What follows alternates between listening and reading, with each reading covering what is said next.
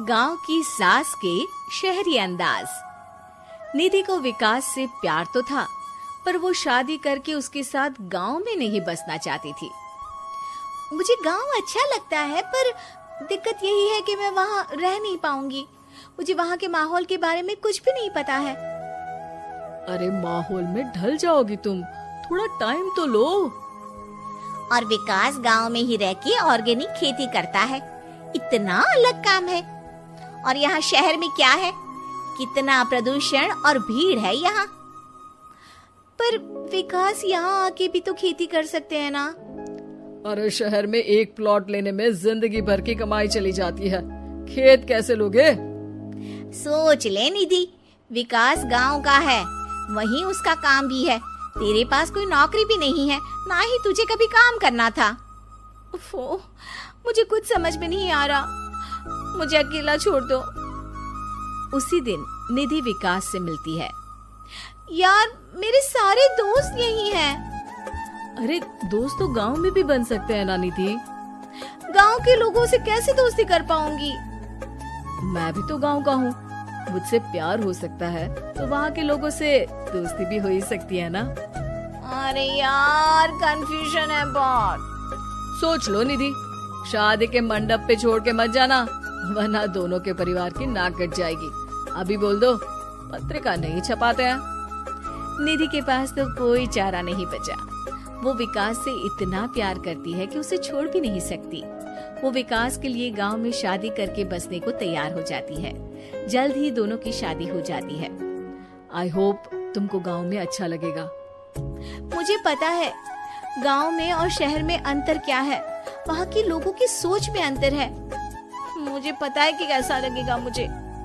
तुम ये बिना देखे किसी चीज के बारे में कुछ भी सोचने की आदत छोड़ दो ना। निधि ने उस वक्त तो कुछ भी नहीं कहा, पर वो सोचती है कि सबको इस बात का एहसास तो करवाना ही पड़ेगा कि वो सही है। उसके दिमाग में एक तरकीब आई। उसने सोचा कि गांव के लोगों के लिए वो ऐसा काम करेगी कि आगे से उसे कोई किसी काम का बोलेगा ही नहीं। शादी के एक दिन बाद निधि की सास ने फरमाइश की। निधि बेटा, अपने हाथ से कुछ खाने का बना दे। बिल्कुल सासू माँ, थोड़ा सा रुकिए, अभी बनाती हूँ। ये सही मौका था निधि के पास ये बताने का कि गांव के लोगों और उसके रहन सहन में कितना अंतर है। रोटी सब्जी दलिया भाजी खाने वालों के लिए पिज्जा बना देती हूँ, तब इनको समझ में आएगा। न खा पाएंगी, न कभी कुछ बनाने की बात कहेंगे। थोड़ी देर में निधि सास के लिए पिज्जा बनाकर ले आती है। ये लीजिए माँ जी, आपके लिए मैंने ये बनाया है। इसे हम शहर में पिज्जा कहते हैं, है ना बेटा?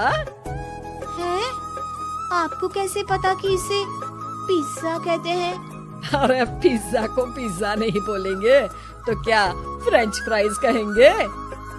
गांव की सास से ये सारी बातें सुन के बहू चौंक जाती है, लेकिन सास एक और ऐसी बात कहती है कि बहू जिसकी उम्मीद ही नहीं कर रही होती है।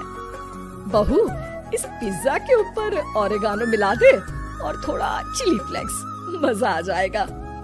माँ जी, गांव में रह के भी आपको ये सब कैसे पता है? अरे यूट्यूब टीवी सब खबर रखते हैं हम भी।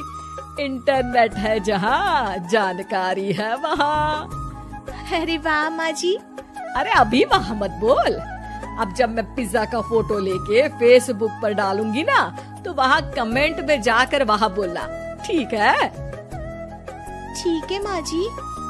अरे ठीक है माँ जी की जगह ओके मम्मी या ओके मम्मा बोल दिया करना। है? ठीक है, मतलब ओके मम्मा। निधि का तो सर ही घूम जाता है। इतना शहरी बर्ताव तो शहर में रहने वाली निधि की माँ का भी नहीं था। वो शाम को अपने पति से पूछती है, विकास, तुम्हारी मम्मी तो काफी कूल है यार। पिज्जा में क्या डालते हैं, फेसबुक पर क्या डालते हैं, सब कुछ पता है उन्हें तो। हमारे बड़े पापा के लड़के रहते हैं शहर में, बस उनके बच्चे आए थे गांव में गर्मी की छुट्टियां मनाने। उन्होंने माँ को एकदम शहरी बना दिया। उनका फेसबुक अकाउंट भी है, इंस्टाग्राम भी है और टिकटॉक बैंड हो गया, वरना वो भी बनाती थी।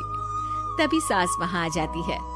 अरे निधि, मैं तुझे टैग नहीं कर पा रही हूँ, जरा मेरी फ्रेंड रिक्वेस्ट एक्सेप्ट तो कर दे।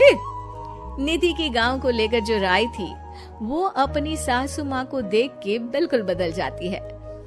और अब निधि भी सोशल मीडिया पे अपनी सास के साथ लाइव आती है और कमेंट बाजी भी करती है, ताकि सबको पता चले कि गांव में रह के भी उसका जीवन शहर जैसा ही है और उसके आसपास के लोगों के अंदाज भी एकदम शहरी है।